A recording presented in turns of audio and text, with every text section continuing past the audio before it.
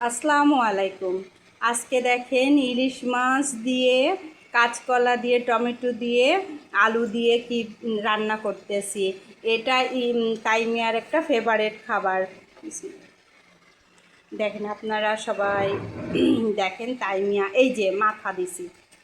আমাদের অবশ্য ফ্যামিলিতে আমরা এখন 3 জন, আমি তাইমিয়া এবং তাইমিয়ার বাবা। তা তাইমিয়া হচ্ছে হলো এই যে মাথা খেতে খুব পছন্দ করে, আর আমি ইলিশ মাছ খাই না। এটা আমার ছোটোবেলা থেকে আমি খাই না, আমার ফ্যামিলি সবাই জানে। এর জন্য এই যে মাছ, এই যে সব একচোটে দিয়ে কষাচ্ছি, কষায়ে রান্না করব। এই যে এই রান্নাটা অনেক সুন্দর হয়। কখনো কেউ যদি এভাবে রান্না করে খেয়ে দেখেন তাহলে খুব মজা লাগবে রান্নাটা খেতে। যেহেতু আমি রান্না করি, আমি জানি যে এটা আসলে অনেক মজার একটা রান্না, খুব মজা লাগে খেতে। আমি খাই, মানে আমি যখন খাই, এই যে দেখেন আর একটা মাথা দিছি। ওর আবার একটা দুইটা মাথাই হয় না, মাথা ওরে দিতে হবে অনেকগুলা। ওর থেকে আবার ওর বোনটা অনেক বেশি খায় মাথাটা খুব পছন্দ করে ওর বোনটা। হয়তো ভাবতেছেন একচোটে সব দিয়ে রান্না করতেছি, না জানি কেমন রান্না হবে। আসলে তা না, রান্নাটা খুব মজা হয়। এবং মানে আলহামদুলিল্লাহ আমার হাতের রান্না কখনো খারাপ হয়নি। এই যে আমি রান্নার ভিতরে তরকারিটা যখন কষাই বা গরুর গোশটা যখন কষাই, কোনো তরকারি রান্না করার সময় আমি গরম পানিটা দিই, যে তাহলে একটু তাড়াতাড়ি রান্নাটা যেন হয়।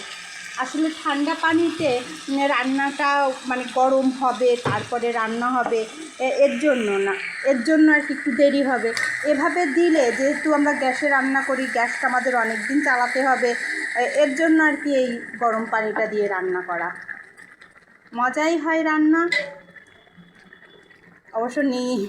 নিজে বারবার বলতেছি, আসলে খাইছি তো, তাইতে জানি আমি যে গরম পানি দিয়ে রান্না করলে তাড়াতাড়ি রান্নাটা হয় এবং রান্নাটার মজাও হয়, খুব সুস্বাদুও হয়। আপনারা বাড়িতে ট্রাই করবেন। ইলিশ মাছ, কাঁচকলা, টমেটো, আলু। অবশ্যই ইলিশ মাছের সাথে সব ধরনের তরকারিই যায়। ইলিশ মাছ আলু এমন একটা তরকারি, মানে এমন একটা যে এর সাথে আপনি যা খেতে চাবেন, যা দিতে চাবেন। ইলিশ মাছ দিয়ে আলু দিয়ে রান্না করা যায়, ইলিশ মাছ দিয়ে টমেটো দিয়ে ভোনা করা যায়, ইলিশ মাছ দিয়ে আপনার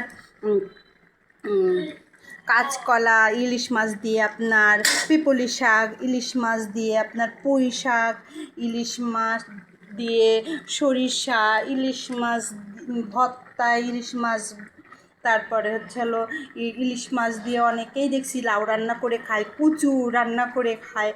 আসলে ইলিশ মাছটা দিয়ে অনেক কিছু করা যায়, অনেক কিছু হয়। আচ্ছা, আজকে এই পর্যন্ত। আল্লাহ হাফেজ, আসসালামু আলাইকুম।